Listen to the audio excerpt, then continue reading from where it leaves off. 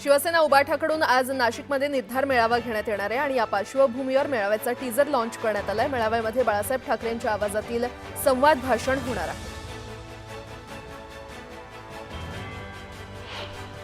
माजी आमदार राम सातपुतेंची खासदार धैर्यशील मोहितेंवर टीका करताना जीभ घसरली। सातपुतेंनी धैर्यशील मोहितेंचा रेडा असा उल्लेख केला। माढा लोकसभेत पावसात रेडा धुवून निघालाय अशी टीका सातपुतेंनी केली।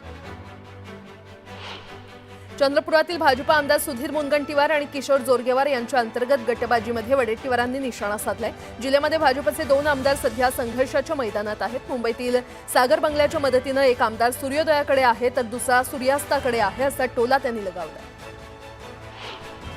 राज्य सरकारची रचना म्हणजे लुटारूंची रचना असल्याची टीका काँग्रेस प्रदेशाध्यक्ष हर्षवर्धन सपकाळ यांनी केली आहे। तर राज्याचे सरकार केवळ 3 लोक चालवत असल्याचा आरोपही त्यांनी केला। वैभव नाईक कोकणाला बदनाम करण्याचा प्रयत्न करत आहेत अशी टीका गृहराज्यमंत्री योगेश कदम यांनी केली आहे। कोकण हा देशातील सर्वात शांत विभाग आहे असं कदम म्हटले।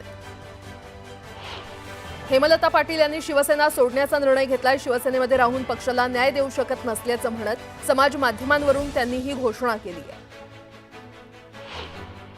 नॅशनल हेराल्ड प्रकरणात राहुल गांधी, सोनिया गांधी, सॅम पित्रोदा यांच्या विरोधात ईडीकडून आरोपपत्र दाखल करण्यात आलंय। या चार्जशीटमध्ये सुमन दुबे आणि इतरांची देखील नावं आहेत। कोर्टानं या प्रकरणाची पुढील सुनावणी 25 एप्रिलला निश्चित केली आहे। धाराशिवच्या उमरग्यात भर चौकात एका व्यक्तीवर 4 जणांनी कोयते आणि तलवारीनं प्राणघातक हल्ला केला। या हल्ल्यामध्ये गोविंद दंडगोले नामक व्यक्ती गंभीर जखमी झालाय। दरम्यान हल्ल्याचं कारण अस्पष्ट असून हल्लेखोर फरार झाले। ऊसाला 1 रकमी एफआरपीचा जीआर अखेर राज्यात लागू करण्यात आलाय आणि त्यामुळे राज्यातील ऊस उत्पादक शेतकऱ्यांना मोठा दिलासा मिळालाय।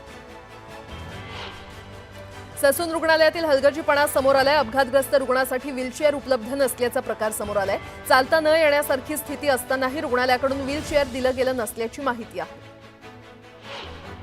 निजामपूर परिसरात चांद तारा मशीदच्या मागे असलेल्या पिवळ्या शाळेला अचानक आग लागली आणि घटनेची माहिती मिळताच अग्निशमन दलाचे जवान तात्काळ घटनास्थळी पोहोचले आणि आग आटोक्यात आणण्यात यश मिळवलं।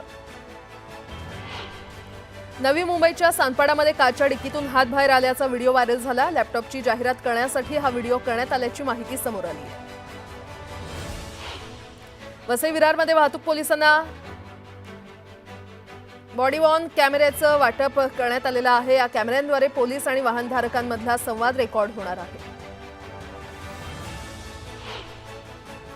पुण्याच्या उत्तमनगर भागात कोयता हातात घेऊन एका तरुणानं दहशत पसरवली। फ्लॅटच्या बुकिंगची रक्कम परत मागितल्याचा राग मनात ठेवून आरोपी ऋषिकेश गायकवाड हा एका इस्टेट एजंटच्या अंगावर धावून गेला।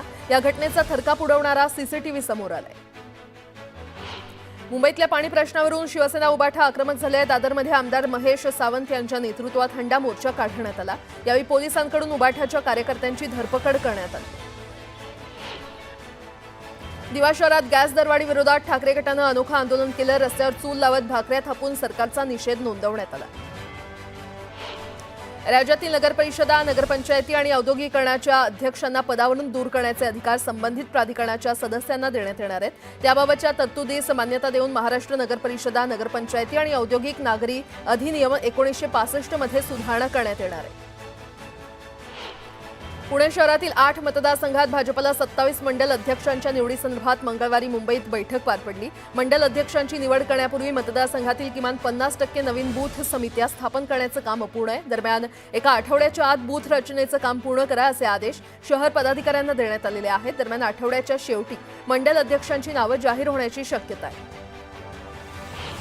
राज्याच्या खेडोपाड्यातील 7 कोटी लाभार्थ्यांना धान्य वाटप करणाऱ्या रेशनधारकांना अर्थमंत्री अजित पवार यांनी मोठं गिफ्ट दिलंय।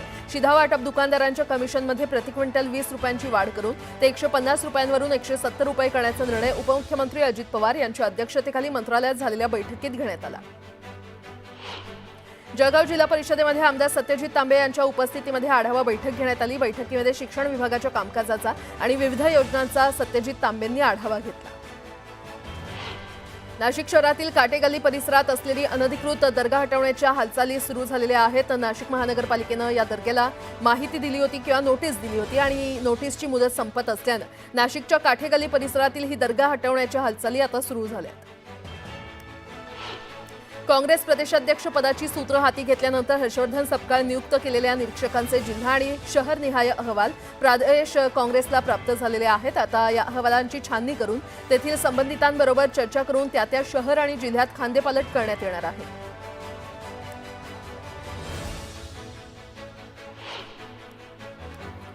आता पाहूया शेतकऱ्यांसाठी एक गुड न्यूज, कारण भारतीय हवामान खात्यानं यंदा सरासरीपेक्षा जास्त पाऊस पडण्याची शक्यता व्यक्त केलेली आहे।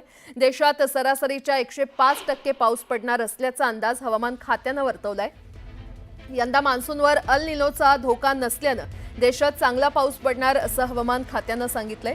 देशात 1971 ते 2020च्या तुलनेमध्ये सरासरी 87% पाऊस पडतो, त्यात यंदा 5% वाढ होण्याची शक्यता आहे। लडाख, ईशान्य भारत आणि तामिळनाडू वगळता देशाच्या अन्य भागात सरासरीपेक्षा जास्त पाऊस पडणार आहे। मान्सूनचा हा पहिला अंदाज असून पावसाळ्याच्या तोंडावर आणखी एक अंदाज व्यक्त केला जाणार आहे।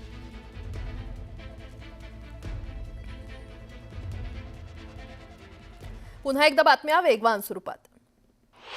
कांदा बाजारभावात कमालीची घसरण झाली असून कांद्याला फक्त 5 ते 7 रुपये किलो दर मिळतोय। मंगळवारी राज्यातील बाजार समितीमध्ये कांद्याची 1,64,476 क्विंटलची आवक झाली। यात सोलापूर बाजारात लाल कांद्याला सरासरी 700 रुपये तर लासलगाव बाजारात उन्हाळ कांद्याला कमीत कमी 700 रुपये दर मिळाला। लातूर बाजारामध्ये हरभऱ्याची आवक वाढली आहे। बाजारात 19,502 क्विंटल आवक झाली, त्याला सर्वसाधारण दर हा 5,747 रुपये प्रति क्विंटल इतका मिळाला। आंबा निर्यातीला चालना देण्यासाठी पणन मंडळानं नवी मुंबईमध्ये अत्याधुनिक विकीकरण सुविधा केंद्र सुरू केलेलं आहे। या केंद्रामध्ये VHT, IFSC आणि VPF या प्रक्रियेची सुविधा उपलब्ध आहे। तर इथून अमेरिकेसह ऑस्ट्रेलियाला निर्यात सुरू झाली असून लवकरच युरोपियन देशांमध्ये देखील निर्यात सुरू होणार आहे आणि या केंद्रांमधून यावर्षी 4,000 टन आंबा निर्यात करण्याचं उद्दिष्ट निश्चित करण्यात आलं। राज्यातील बाजार समितीमध्ये गव्हाची 17,476 क्विंटल आवक झाली, त्याला सर्वसाधारण दर हा 2,930 रुपये प्रति क्विंटल इतका मिळाला। सांगली, मिरज आणि कुपवाड पालिका आयुक्त शुभम गुप्ता यांची तडकाफडकी नागपुरात बदली करण्यात आलेली आहे। या रिक्त जागेवर अनेकांचा डोळा होता, मात्र राज्य शासनानं IAS अधिकारी सत्यम गांधी यांची पालिका आयुक्तपदी नियुक्ती केली।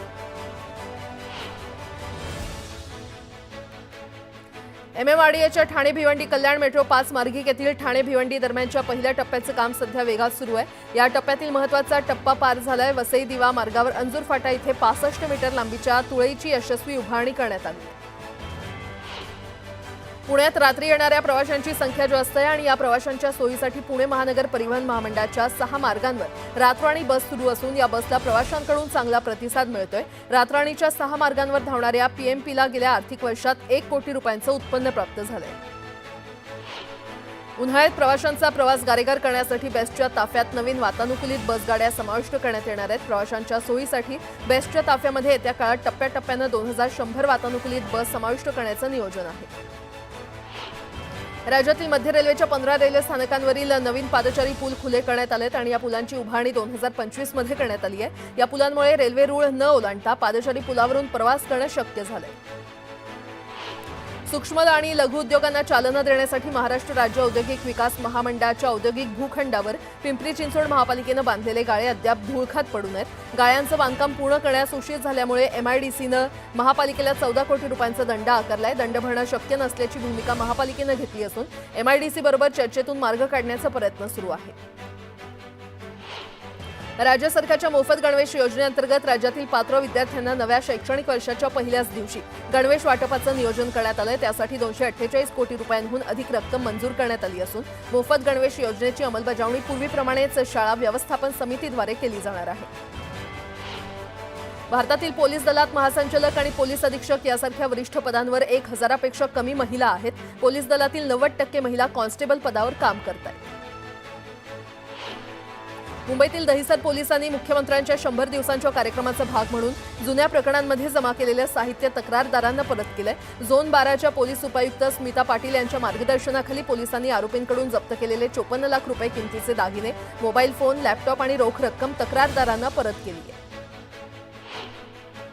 परभणीतील पाथरी शहरातील शौचालयामध्ये 35 वर्षीय इसमाचा मृतदेह आढळून आल्यानंतर एकच खळबळ उडाली आहे। त्याच्या शरीरावर ठिकठिकाणी मारहाण केल्याच्या जखमा आढळून आल्या आहेत। तर पैशाच्या देण्याघेण्याच्या वादातून हा प्रकार झाल्याचं त्याच्या पत्नीने दिलेल्या तक्रारीत म्हटलंय। पाथरी पोलिसांनी या प्रकरणी आता तपास सुरू केलाय। दरम्यान हा इसम मानवत शहरात राहत होता। पुण्यातील लक्ष्मण शिंदे हत्या प्रकरणातील 12 आरोपींना पोलिसांनी अटक केली आहे। पाटणा आणि पुणे पोलिसांनी ही संयुक्त कारवाई केली आहे। हत्या प्रकरणातला मुख्य आरोपी देखील त्याला अटक करण्यात आलेली आहे।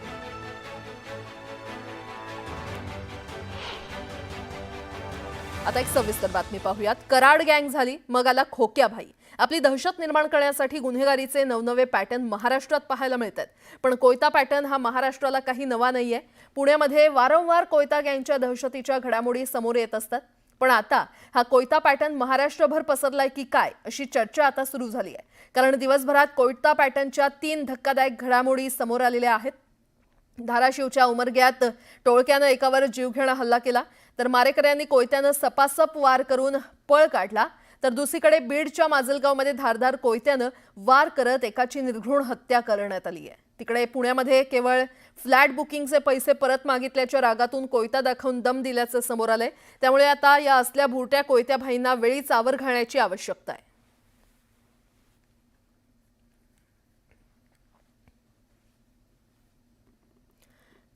पुन्हा एकदा बातम्या वेगवान स्वरूपात। अभिनेत्री प्राजक्ता माळीनं सहकुटुंब श्री तुळजाभवानी देवीचे दर्शन घेतलं। यावेळी मंदिर संस्थांच्या वतीनं प्राजक्ता माळीचा सत्कार करण्यात आला। रावेर तालुक्यातील सावदा शहरात नागरिकांनी पालिकेवर एल्गार मोर्चा काढला। मूलभूत सुविधा मिळत नसल्यानं नागरिक आक्रमक झाले। हिंगोलीच्या कृषी उत्पन्न बाजार समितीमध्ये 3000 क्विंटल हळदीची आवक झाली आहे। सलग सुट्ट्यांमुळे बंद असलेली कृषी उत्पन्न समितीचं व्यवहार आज पूर्ववत सुरू झाल्यानं शेतकऱ्यांनी हळद विक्रीसाठी गर्दी केली होती। धुळे जिल्ह्यामध्ये वन विभागाच्या वतीनं वनक्षेत्रामध्ये कृत्रिम पाणवठे तयार करण्यात आले होते। मात्र जिल्ह्यातील लळीग कुरणातील पाणवठे कोरडे ठाक पडलेत आणि त्यामुळे वन्य प्राण्यांच्या पाण्याचा प्रश्न निर्माण झालाय। इंदापुरात वेगवेगळ्या गुन्ह्यांमध्ये जप्त केलेले गुटखा आणि तंबाखू मिश्रित मुद्देमाल अन्न भेसळ प्रशासनाच्या अधिकाऱ्यांनी नष्ट केलेत। 45,41,000चा मुद्देमाल नष्ट करण्यात आलाय। शेतात कोलांटी उड्या मारणाऱ्या एका आजोबांचा व्हिडिओ समाज माध्यमांवर प्रचंड व्हायरल झालाय। नांदेड जिल्ह्यातील उमरी येथील ते रहिवासी असल्याची माहिती आहे। येत्या 2 मे रोजी ठाकरेंच्या शिवसेनेकडून पश्चिम विदर्भात आंदोलन करण्यात येणार आहे। आंदोलनातून शेतकऱ्यांच्या कर्जमाफीची मागणी केली जाणार असल्याची माहिती खासदार अरविंद सावंत यांनी दिली। इंदापूर तालुक्यातील छत्रपती सहकारी साखर कारखान्याच्या पंचवार्षिक निवडणुकीमध्ये अर्ज भरण्याचा आज शेवटचा दिवस। खरं तर कालच तो शेवटचा दिवस होता आणि शेवटच्या दिवशी 600 उमेदवारांनी अर्ज दाखल केले। चंद्रपूरमधील इराई नदीच्या पुनरुज्जीवनासाठी अभियान हाती घेण्यात आलेलं आहे। 25 एप्रिलपासून अभियानाला सुरुवात होणार आहे। दरम्यान या संदर्भात पालकमंत्री डॉक्टर अशोक उईकेंनी आढावा बैठक घेतली। हे अभियान यशस्वी करण्यासाठी सर्वांनी आपलं योगदान द्यावं असं आवाहन उईकेंनी केलं। बीडच्या सावरगाव घाट गावामध्ये संत बंकट स्वामींच्या 72व्या नारळी सप्ताहाचं आयोजन करण्यात आलं होतं। लाखो भाविकांच्या उपस्थितीमध्ये सप्ताहाची सांगता झाली। छत्रपती संभाजीनगरमध्ये 18 एप्रिलला महाराणा प्रताप यांच्या पुतळ्याचं अनावरण करण्यात येणार आहे। संरक्षण मंत्री राजनाथ सिंह आणि मुख्यमंत्री फडणवीसांच्या उपस्थितीत लोकार्पण सोहळ्याचं आयोजन करण्यात आलंय। मनमाडच्या भवाडे गावात पीएम किसान योजनेचा लाभ घेण्यासाठी बोगस नाव समोर आले। 29 नावांची यादी फार्मर आयडीसाठी आल्यानं खळबळ उडाली आहे। दरम्यान प्रशासनाकडून या प्रकरणी कसून चौकशी केली जाणार आहे। आता नाशिकमधून एक मोठी बातमी। नाशिकच्या काठे गल्ली परिसरात रात्रीच्या वेळी दगडफेक करण्यात आलेली आहे। 3 ते 4 पोलीस यामध्ये जखमी झालेत, तर 5 वाहनांचं देखील नुकसान झालं असल्याचं पाहायला मिळतंय। वीज पुरवठा खंडित असल्याचं पाहून जमावानं दगडफेक केली। वादग्रस्त धार्मिक स्थळाबाबत अफवा उडाल्यानं हा तणाव निर्माण झाला। रात्रीच्या वेळी 500 पोलिसांचा बंदोबस्त तिथे तैनात होता, मात्र जमाव 400च्या वर असल्याचं कळतंय आणि पालिकेनं न्यायालयाच्या आदेशानं अनधिकृत दर्ग्याला नोटीस बजावली होती। 1 एप्रिलला ही नोटीस बजावण्यात आली होती। तर स्वतःहून अनधिकृत बांधकाम काढून घ्या अन्यथा तोडकामाचा इशारा देण्यात आला होता। नाशिक पोलिसांनी परिसरातील वाहतूक मार्गात देखील बदल केला होता, मात्र काल रात्रीच्या दरम्यान ही घटना घडलेली आहे आणि या संदर्भात अधिक माहिती देत आहेत आमचे प्रतिनिधी लक्ष्मण घाटोळ आपल्यासोबत जोडले गेलेले आहेत। लक्ष्मण, काय अपडेट? नाशिकच्या काठेगल्ली परिसरामध्ये नाशिक महानगरपालिकेचा एक ओपन स्पेस आहे आणि या ओपन स्पेसवरती मुस्लिम धर्मियांकडून एक दर्गा जी आहे ती उभारण्यात आलेली होती. मात्र स्थानिक नागरिकांनी ही दर्गा हटवण्याची मागणी जी आहे ती गेल्या 10 ते 15 वर्षापासून लावून धरलेली होती.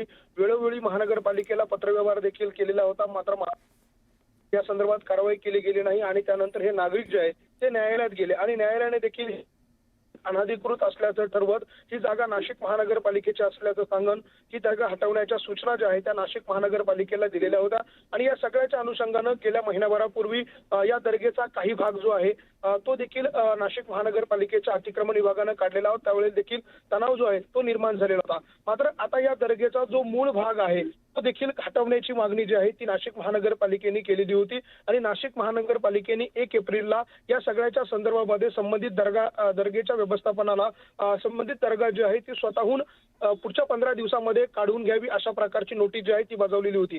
मात्र 15 दिवस उलटून देखील ही दर्गा जी आहे ती काढण्यात आलेली नाहीये आणि त्यामुळे आज या दर्गेच्या अनधिकृत बांधकामावरती पुन्हा एकदा हातोडा पडू शकतो अशा प्रकारची चर्चा नाशिक शहरात सुरू आहे. कारण पोलिसांनी देखील बंदोबस्त या परिसरामध्ये वाढवलेला आहे आणि या सगळ्या घटनेमधून काल रात्रीच्या सुमारास नाशिक शहराच्या एका भागामध्ये पोलिसांच्या वाहनांवरती आणि नाशिक महानगरपालिकेच्या काही वाहनांवरती दगडफेक झाल्याची माहिती जी आहे ती देखील समोर आलेली आहे. त्यामध्ये पोलिसांच्या काही वाहनांचं देखील नुकसान झालेलं आहे आणि या सगळ्यामुळे नाशिकच्या काठेगल्ली आणि इतर ज्या मुस्लिम बहुल भाग आहे त्या ठिकाणी मोठ्या प्रमाणात पोलिसांचा बंदोबस्त वाढवण्यात आलेला आहे. तणावपूर्ण वातावरण सध्या नाशिकच्या काठेगल्ली आणि मुस्लिम बहुल भागामध्ये आपल्याला पाहायला मिळत आहे. बरं, लक्ष्मण, धन्यवाद या सविस्तर माहितीसाठी.